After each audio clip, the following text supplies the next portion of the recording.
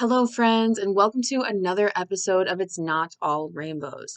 I'm your host, Lindsay Goodman, and if you don't know me, I'm a survivor of narcissistic abuse in a queer relationship, and I'm here to help validate and support those who are or have been in my shoes and to help spread awareness of what these kinds of relationships can look like. Today, I'm going to talk to you about sex. Actually, I just realized I could make several different episodes just about sex with a narcissist. Today, I'm going to talk about the subtle ways that a narcissist can use sex to abuse you. And it's not the thing that we usually think about when we think about sexual abuse. So, trigger warning, obviously, going forward in this episode, I am going to be talking about some difficult things. Yeah, I'm hoping that this is really helpful though, because again, these kinds of things are usually more subtle and not readily understood by myself or people who are in these kinds of relationships or society as a whole. First, I have decided that I'm going to start sharing at the beginning of my episodes sort of like healing successes and struggles, because as I'm sharing this with you, since I started sharing my story on Instagram and TikTok, and obviously now I have this podcast slash I'm sharing it on YouTube as well, I've been healing in real time. I've been creating this stuff while I'm healing and talking about this while I'm healing. And now I am just a couple days of being one whole year single, and I am at about 10 months no contact. So obviously I'm doing really, really well. And also it's not always perfect. So I'm going to share some of the things, again, that I'm feeling really good about. And then some of the things that I'm like, oh, I didn't realize that this might be an issue for me. And so maybe that can help you all relate, because healing is really hard and we're all on like our own journey here. And I get a lot of questions about like, is it normal that I feel like this or that I struggle with that? And yes, it's absolutely normal. So I would say one of my successes is that I am back in Washington now after having traveled for about 3 months. And this is like, I've noticed that I'm much less like jumpy around the house, because in this house where I'm at now, I do feel safe. We have a lot of like added safety features, which I'm not going to say too much because, hey, abuser, I don't know if you're watching this, but for the first time since I left and came back to this house, where they abused me at the start of our relationship and they abused me at the end when I was trying to leave and I was over here staying with my son, it was very hard for me to be back here from January to May of this year, 2022, where we've just been staying. And then again, the timeline, I left from May to just a couple days ago in late August of 2022. And during that time that I was here before, I was really jumpy. I couldn't have the window open in my room. I was constantly making sure the doors were locked, and I couldn't walk out to my car at night. I struggled a lot when I would come home from work because I do work like afternoon to really late at night. And so I would get home and it would be dark and I would be just looking over my shoulder and like grabbing everything and like sprinting in towards the house. And I'm much more calm than I was before. So I'm feeling really good about that. Um, I'm in a place where if they do show up, like, good luck to you. You're not going to get anywhere with it. Like I said, we do have some security features around that do make me a little bit more comfortable. But like, I'm able to have the back door open with the little screen thing to keep the bugs out. And like, my son and I are like coming in and out of the house, whereas before I would like, get in here, lock, get in here, lock, because one of the things that I did experience when I left and they got their narcissistic injury and went into their panic mode was that one morning I let the dogs out like 7 a.m. and they had been waiting outside for me to open the door, knowing that I had to let the dogs out at some point. And as I was closing the door, they opened it and walked right in behind me, which obviously is very scary. I have talked about that before, but my point of my success is that, again, I'm feeling much more calm, I'm feeling more regulated, and I'm not really concerned 24/7 about them showing up. So that is a huge success. If you're a survivor as well, then you're probably like, okay, yeah, that's really awesome. Or, if you're not there yet, you're like, I'm going to get there. I'm going to get there. And you will get there, I promise. We just got to get in those safe places where our nervous systems can be calm and regulated for extended amounts of time, right? So a struggle. I was in Mexico City with a very, very dear friend. He was a really good friend in college, and I hadn't seen him for 13 years. I met up with him in Mexico City in March of this year, and I was just back there. We were kind of celebrating like a late birthday for me and doing some other things, and we went out dancing. And it was our second night. We went out dancing 2 nights on this trip. and I was tired and I wanted to go home. I didn't feel comfortable walking home by myself in Mexico City or getting an Uber because it was 3 o'clock in the morning. I told him that I wanted to leave, but he didn't quite understand that I was like, I'm trying to get out of here right now. And I ended up getting really sad. And I ended up feeling like sorry for myself for a little bit. And I was like, there really isn't anyone in this world who's looking out for me. Like this person who I just like trust with my whole life and like love dearly, he's just off doing his own thing. And I'm just here by myself and I'm trapped. It was that feeling of being trapped. Because being trapped was one of the things that I experienced a lot in my relationship. I was often prevented from leaving. Trigger warning, obviously, physical domestic violence. I was tackled, prevented from leaving, kept from my son. There was a lot of entrapment. Entrapment is one of my abusers' go-to things, not just with me. I know for a fact that they did this with other people. So I just felt trapped in this club. 3 o'clock in the morning, everyone's getting crazy. Like everyone's just making out with each other. And I'm like, nobody touched me. So I was kind of like in a chair in the corner, like, I am not there. I'm very closed off right now. And I was like, don't do this. But I was triggered and I was sad. And we ended up, he came and we walked home together and we talked about it. And I was like, this is not about you. I'm sad about this feeling that I have that I didn't think was going to creep up on me at Mexico City dancing, which is like the thing that I like have really been wanting to do. I love dancing and it's not something I do very often because I got a little kiddo at home. So that was a success and a struggle. I guess next time I should do it backwards, share the struggle and then the success, because we want to really, really hold on to the successes as we're healing because they're so important, whether big or small. Each little moment of those, like, yeah, awesome, let's do it. Anyway, so let's dive into this subject. Every Monday, if you don't know, on Instagram, I post a link to ask me questions or tell me things anonymously, and I respond to them in my stories. This week, someone asked me, and I believe I've been asked it before, but I think I just didn't answer it. Sometimes the questions get missed, unfortunately. I get a lot of them. Or sometimes I've had questions that were a little bit too hard for me to answer, and I'll sort of start answering them, and I'm like, I can't do this. And then I forget about them because ADHD to the max. But somebody asked me to share about how my abuser used sex to abuse me. Of course, if I was comfortable sharing about that. And I gave several examples. I'm actually going to pull them up because I don't want to forget any of them. But as I said in the intro, quite often people will use sex, sexuality, your body, the way you move, the way you are, the way you look, the way you dress, things like that to abuse you. And we don't think about that as sexual abuse because there's one main big horrible thing that we think about. If someone says, I was sexually assaulted, I was sexually abused, we're not talking about that. So if you're like, I'm about to get triggered, we're not going to go there today. We're going to talk about the little nitpicky things around sex that an abuser will use to abuse you. So number one, and this is my experience, not all abusive people, toxic people, narcissists are going to be the same way. I do think that this first one is a pretty standard issue, narcissistic, abusive approach to luring you into a relationship as part of that love bombing phase is a lot of sex upfront, hot and heavy, right? So they're coming at you. And I remember thinking, because I had been dissatisfied with like partners in the past, like we're just not on the same level. Nobody's like on my, without saying too much about me, but like we're just not on the same page. We're always misfiring. So then I meet this person and this is my first queer relationship and I'm like, oh my gosh, this is part of my like queer awakening. Part of what I'm realizing is like, this person's on the same page as me. We're like I said, hot and heavy. And so I'm thinking, again, as you do in the love bombing phase with an abusive person, is that we're a perfect match. We are on the same page about everything, and obviously sex is part of that. It's also going to be hobbies. It's also going to be your outlook on life. It's going to be all those things because they're mirroring you. But when it comes to the hot and heavy upfront sex, they make you think you have an amazing connection, and they make you think that this is who they are. This is how they always are. So that's number one. Number two, out of the blue, they're going to cut you off.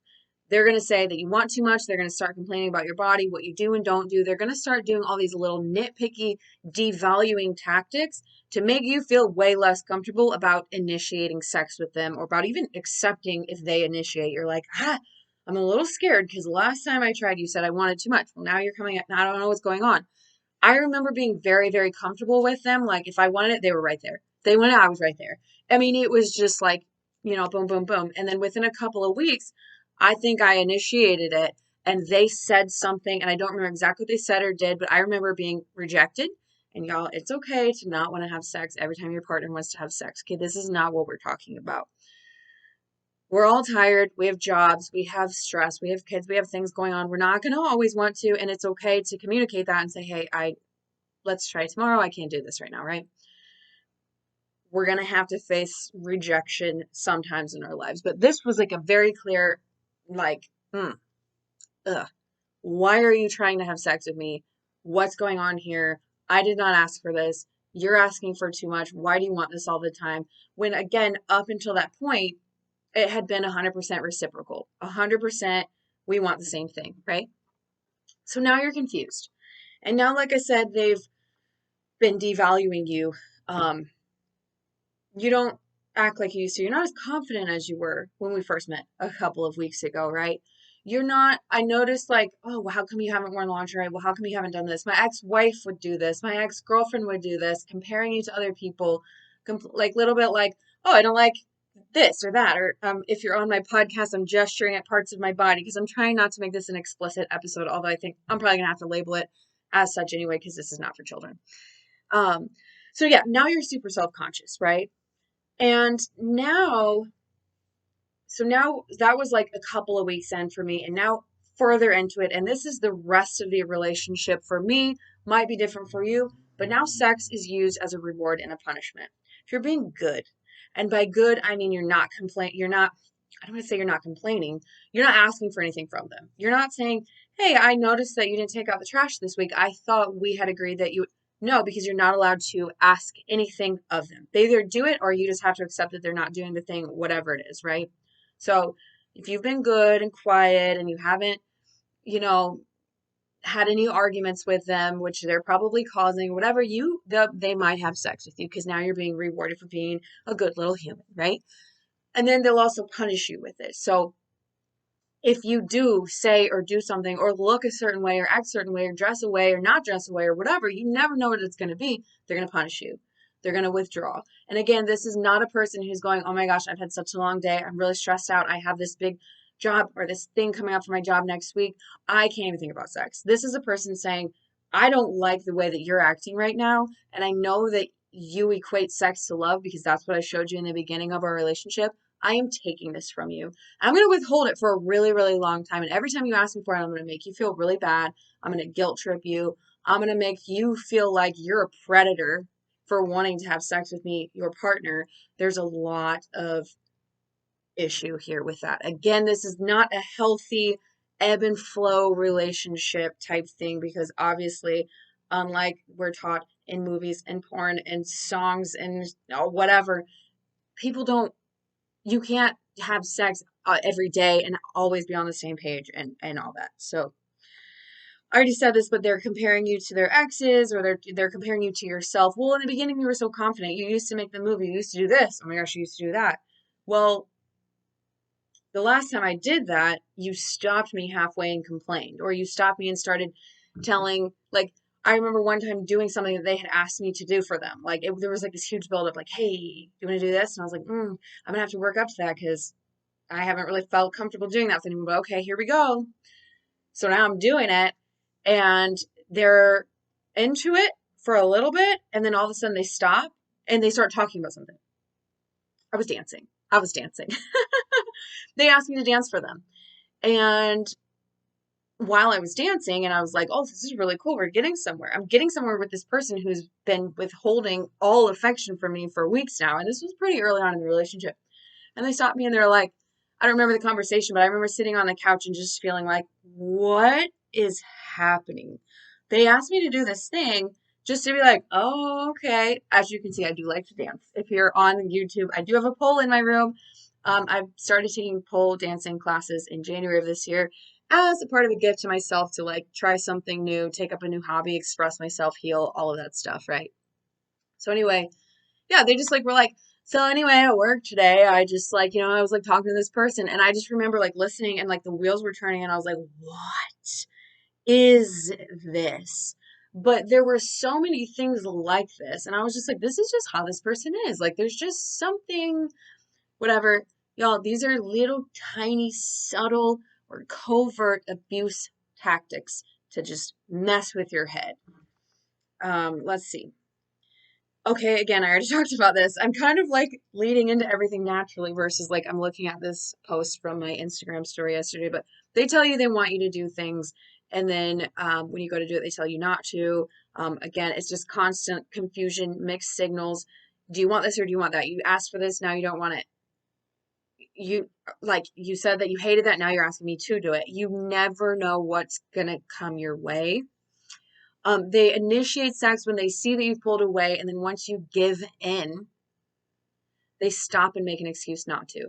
So I can remember feeling very distant from them because I was like, I can't ask for sex. I can't, like, just kind of shutting down that part of myself. And then they would come and they would initiate it, right? And I would be like, and then as soon as I'd be like, okay, I'll kiss you back. Let's see where this goes. Then they're pulling back because they're like, ha ha, you took the bait. Now I'm out. I'm done. I didn't actually want anything from you, but now I know that I can get it. Check.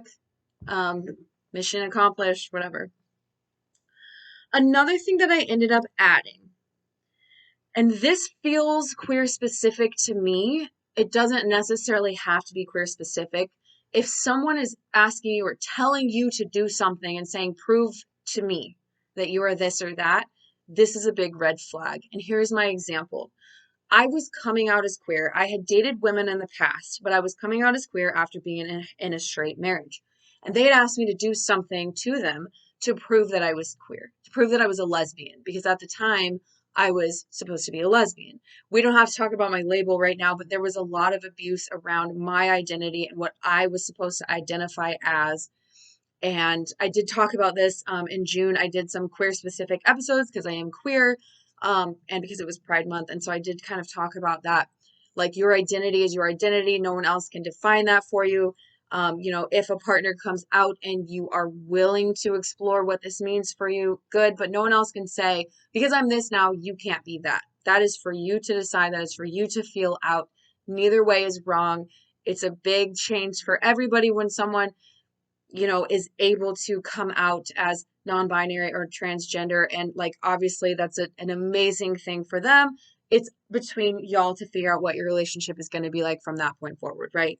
But my point is, no one should ever be saying, well, you say you're this, prove it. That is abuse.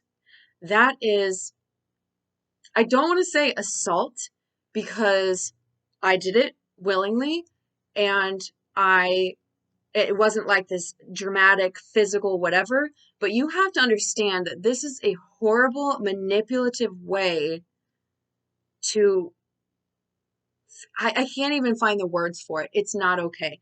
The other example that I used was like, if you're bisexual and you've been dating women and a man says, come over here and do this so that I know you're not just into women, come prove it to me by doing this, that's not okay. You're going to feel pressure to do it. You're going to be like, oh my gosh, like, okay, sure, that's not okay. It should be more of a conversation like, okay, so you said you've been dating women for the past 10 years. You're on a date with me, so obviously you're still attracted to men. Like, is there any, like, tell me about who you are. Tell me, like, I don't know, because I've never really been in a healthy situation where someone was like wanting to know about my preferences and whatever. Um, but it's definitely not okay to do that to somebody. Um, Again, like, I was dating, like, pursuing someone who presented as female at the time, like, that that itself means that, like, I'm attracted to you and I want to, whatever. And so it's just very jarring to have someone be like, hey, get over here and do this because I need you to know, like, whatever. This is a little bit of a weird episode because I feel like I'm telling a lot of like deep, dark things about myself and like what I've done and not done. I'm like, we're all adults here, so, whatever. I don't know.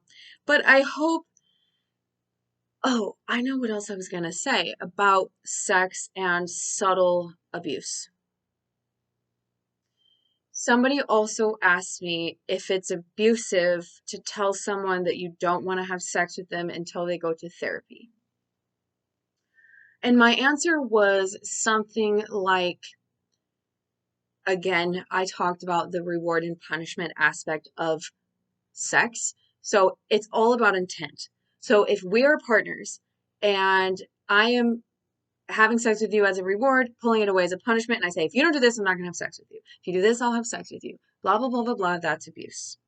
However, if you've been in an abusive relationship or a toxic relationship, or you're just unhappy, or you're not feeling connected and you're not feeling close, and you clearly communicate and say, just so you know, I feel uncomfortable having sex with you. It's very vulnerable. It's very intimate. I don't feel safe sharing my body with you and letting myself go and enjoying the moment because I'm so stressed out about our relationship. So until we're both in therapy and I can see that we're both actually committed to therapy, we've got we've got it in the books. We're talking together, we're reflecting, we're noticing changes. I cannot have sex with you. That is called a boundary. And a boundary is very healthy. And the other person should be able to say, if they're healthy, okay, I don't like it because sex is really important to me, but you're right. If you're not enjoying it and we're not connecting in that way, then I don't want to do that anyway. I don't want to make you do anything that you're uncomfortable with. Let me call my therapist right now and get back in with them. You call yours. Let's do this, right? But if that person's like, you're abusing me, you're withdrawing sex from me, that's not fair. You can't do that. Forcing you, pressuring you, that's coercion.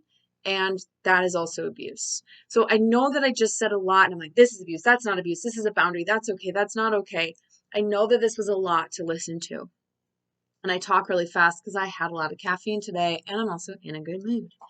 But I hope that that was helpful. Like I said, I could definitely do another episode about sex.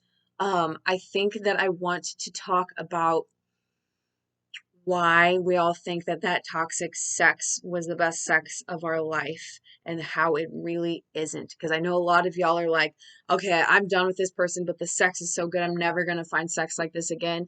I can tell you right now, yes, you will. I don't want to say too much more. I think I'm going to go ahead right now and cut this off and record that episode for next week so I don't forget, because these two things just go hand in hand. It's just another form of abuse around sex. So yeah, I'm gonna go ahead and wrap this up. Let me see, what do I need to tell you for upcoming events? The webinar that we had last week about why can't I just leave is over, so I'm not gonna obviously share about that again. The webinar went really well. It was my first time being a part of a panel. It was all abuse survivors, and we were interviewing the author of this amazing book called Why Can't I Just Leave? It was such an honor to be a part of that. The next big event that I have coming up is going to be in Austin on October 15th. There's a whole group of 8 of us creators that will be in Austin. We'll be doing a face-to-face meet and greet that's free, but I believe you do need to have tickets for. And then all of us are offering one-on-one coaching face-to-face. I think we have like an hour, 30 minutes, and 15 minutes where you can sit alone with us. Lee Hammock from Mental Healness will be there. Ben Taylor from Raw Motivations. They're both self-aware narcissists. I think Lisa Sunny will be there. Myself, I am not doing well because there's 8 of us. I think I can. I will circle back next week. I will tell you who all will be there, but I will start sharing that information in my Instagram stories. Have the link in bio and things like that. It's definitely going to be something to take advantage of if you're in Texas and can get to the Austin area. That's October 15th. I'm also hosting a trip to Greece next August 2023. So it's a year from now. Gives you plenty of time to save up. You can make payments. So it's not like you have to do this huge chunk. We'll be doing Athens and Santorini. You just have to have it fully paid off 60 days before the trip. All this information is on my website. It's on my Instagram. Link in bio. I have a highlight about it. The first 10 people to sign up do get an early bird discount. I'm pretty sure, like, as it gets closer to time, a lot of people are going to start signing up. It's really early on right now, so people are kind of unsure about it, but it's going to be a safe place for queer folks. It's going to be a safe place for survivors. I would like it to be women only, or at least not cis men. just so that we're all feeling our safest and we can feel like we can all connect as a group and everything like that. That is my goal with hosting this trip, and my hope is that if it goes well, I'll be able to do this more often so that you can come and meet me, hang out with me, hang out with some other cool people who are hanging around on my platform, and just create a way for those of us who might otherwise be afraid to do those kinds of trips to get out there and do it. And if you follow me for more than 5 minutes, you know that travel is just, I love it so much. So if you're interested in that, again, links in bio, check it out. I will keep talking about and sharing about these things so that you don't miss any opportunities that you might want to be a part of. Thank you so much, everyone, for hanging out with me for 25 minutes today. I appreciate your time so much. If you like this episode, if you like my podcast, rate, subscribe, review, YouTube, you as well. It really does help to get this information into the ears of those who need it the most. And y'all, let me tell you, there's a lot of people out there who need to hear what us survivors are out here talking about. So please, again, rate, review, subscribe. I am so thankful that you're here. And if you want to see more from me, I'm most active on Instagram. I am the Lindsay Goodman on Instagram, TikTok, all social media. So I will see you all later. Take care.